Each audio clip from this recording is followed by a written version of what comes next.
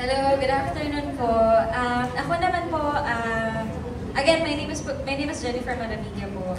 Currently, bago po ako tinawagan ulit for The Clash, yung headspace ko po talaga parang medyo malayo na po talaga sa competition. Medyo wala na. Kasi mas babad po ako ngayon as an actress.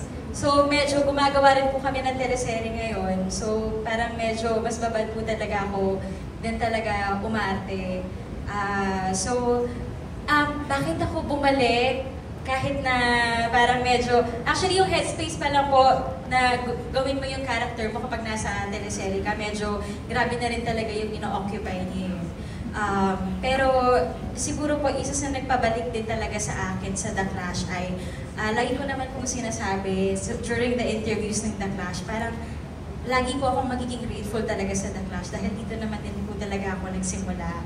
And parang not everyday po kasi we are given the opportunity na ma-experience ulit yung bagay kung saan talaga tayo nag-start. So parang, para po sa akin, parang yun yung parang pinaka-exciting na na parang nilo-look forward ko po sa pagbabalik ko na parang ano kayang feeling, parang after everything na nagawa ko, na nakakanta na ako ng OST, nakapag-release ng sikas, nakatrabaho ko na rin yung mga Clash Masters natin, thank you Lord. So, parang ano kaya yung feeling kapag bumalik ka from where you start, tapos may ganun ka na mga experience. So, ano po siya sa akin talaga, parang sabi ko nga sa kanila, parang ako nag-travel back in time talaga with a different version of experiences, set of experiences mo na nag-gain ko na over the years.